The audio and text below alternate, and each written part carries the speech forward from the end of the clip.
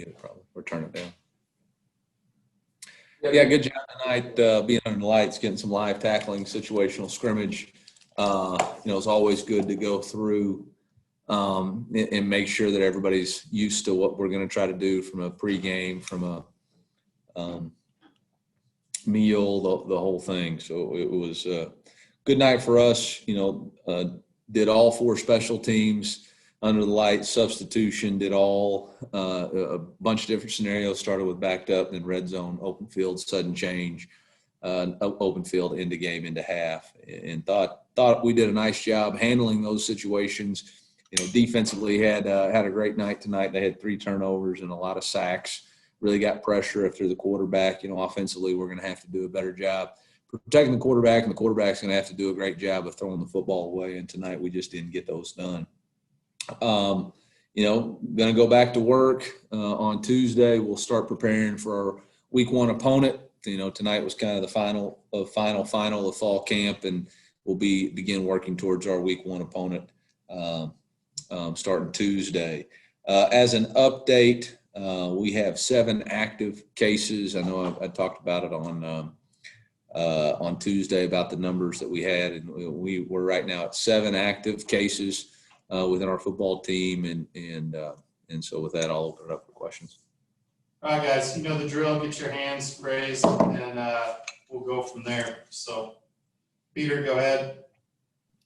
Hi, Eli. Excuse me. I guess I was just I wanted to ask what from your conversations with him, what kind of led to Taylor's decision to move on?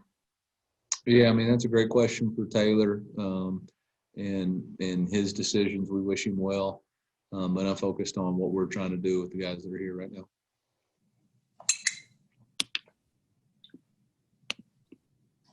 Peter, go ahead. Or Max, sorry. Max, go ahead. Yeah, Coach, I was just wondering how much, I guess so far, have you prepared for your week 1 opponent, and how much is that for you and your coaching side, figuring out, like, focusing on yourselves? Have you watched tape on their quarterback, their offense, on anything, or is that all coming up now? I think we've all peeked it. I think we've all kind of seen it, but our focus has really been on us and planning what we're doing. So really tomorrow, Monday, this week will be, finalizing exactly what we want to do and rep it against the scout teams, and, see if this is how it looks on the board, how it look in real life, that kind of thing. Peter, go ahead. I guess if you look back to December when you first took the job, what kind of stood out to you about Nick Bolton from your first impression of him?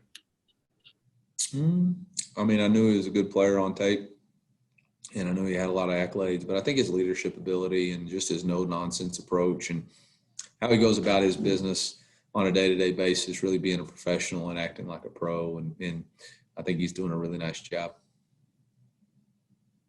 Max, go ahead.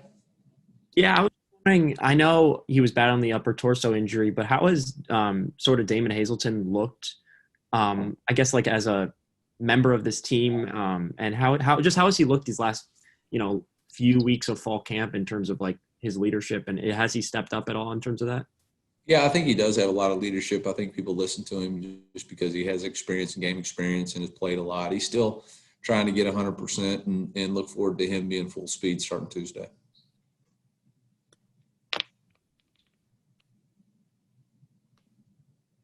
Peter, go ahead. I know you said that the defense had a good night with the scrimmage. Did anyone in particular make plays that stood out in your mind? I think Martez ended this Manuel ended the scrimmage on an interception, which was nice. I think there was multiple sacks. I think Darius Robinson had multiple sacks tonight. Trey Williams had a couple of sacks. So there's a lot of different guys. Suichi, go ahead. Hey, Eli, jumping on a little late. I was just curious, on your assistant staff, you got quite a few guys who, have had, like, OC experience and everything like that. I guess, how do you kind of balance just, like, when it comes to scheme, just, like, not having too many cooks in the kitchen, but still kind of getting their input? Well, I think it all starts with making sure you have an identity and knowing what your offensive philosophy is, and then within that, building around your quarterback. And then that's the job of the offensive coordinators to know when enough is enough and too much is too much. Gabe, go ahead.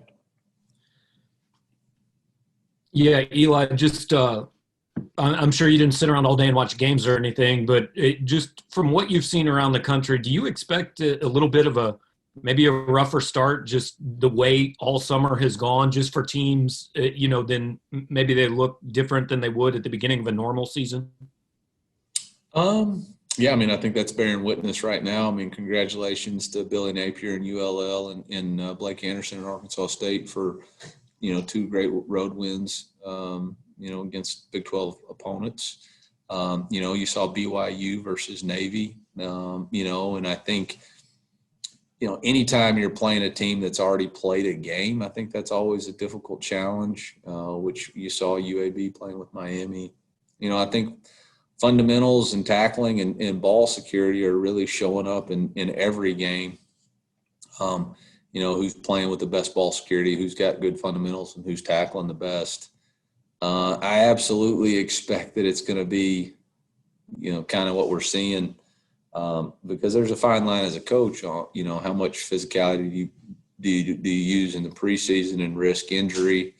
But how much do you not do, as Navy, alluded to, and then you're not prepared for the first game. So that's the magic of coaching. Obviously for us, not having spring, not being able to work with our guys, not having an untraditional fall camp, only being, however many practices. I think this is practice 17 for us. It's going to be interesting. I think the things that we got to control is our physicality, our ball security, and tackling. Max, go ahead. I know with the scholarship situation, it's a little different than normal, but has anybody earned a scholarship since coming to, since fall camp began? I know some of the special teams players were talking about when they came, they might be able to earn one. Has anybody earned one since then, or is it still kind of up in the air? We're at an unfortunate situation because of the NCAA and their punishment of the Mizzou athletics on whatever their choices were and why. I wasn't here, but we're limited to 81 scholarships. And once you certify your roster, and if somebody leaves, then that scholarship is not available to give to somebody else. So we're kind of maxed out right now with what our number is. So no, we haven't been able to do that, and that's unfortunate. Gabe, go ahead. Back to what you were talking about a minute ago, you mentioned the Navy situation. I saw Nick Saban said today his practices, once they get on the field, haven't felt a lot different than normal. Where have you fallen in that? Just has this all affected the way you felt like you've been able to run a practice? No. When we step on the football field, other than, when we're have helmets off, we try to put our neck gaiters on or be 6 feet apart, and, our coaches wear, their masks up around, but it takes what it takes to be successful and prepare to play a football game, and it costs what it costs, and we're going about it the way that we feel like is in the best interest. The one thing that I noticed after today is the fans really don't care. If I don't think any of the Kansas State fans or Iowa State fans are sitting around blaming COVID right now. So, they expect that when you compete that your team wins. So that's how we're preparing. Peter, go ahead. I know you touched on Nick Bolton's leadership a little bit, but just purely from a physical standpoint, what stands out about him at linebacker? He's got really big arms, and he hits like a ton of bricks. Man, he's got great hair. Suichi, go ahead. Hey, Eli. Obviously, with any training camp, you kind of deal with injuries and everything, but now you got COVID. I guess it is kind of a cliche when maybe teams say next man up mentality, but how do you kind of tell your team that, it really is kind of like that this year? I've had 5 starting left guards in the last 5 days. I've had 5 starting left guards in the last 5 days. So, it's unlike anything I've ever seen. And it's a truly, you can say next man up mentality, and that's what it is. And, John Anderson said it to me the other day, the more you can do, the more you can do. And, like I just said just a second ago, and like I told our team, nobody really cares about the excuse. They just expect the performance. And so, whether or not it's the fifth left guard or the first left guard, they're going to expect that the performance meets their expectation. We got a lot of work to do in order to meet that expectation. But like I said, it's unlike anything I've ever seen with the amount of people. I mean, it's I'll update it as we get closer to the Bama week, but we had a positive test yesterday that knocked out 3 players for quarantine, and those guys will now be unavailable for the Alabama game. So it's it's any person positive or quarantined from this point on is unavailable for week 1 opponent, and that's real, and that's an interesting dynamic. Be 2 weeks out and know that you can't get anybody back is pretty interesting. Gabe? Yeah, Eli, especially with Taylor transferring and what you're talking about, where so many guys can go in and out at one position.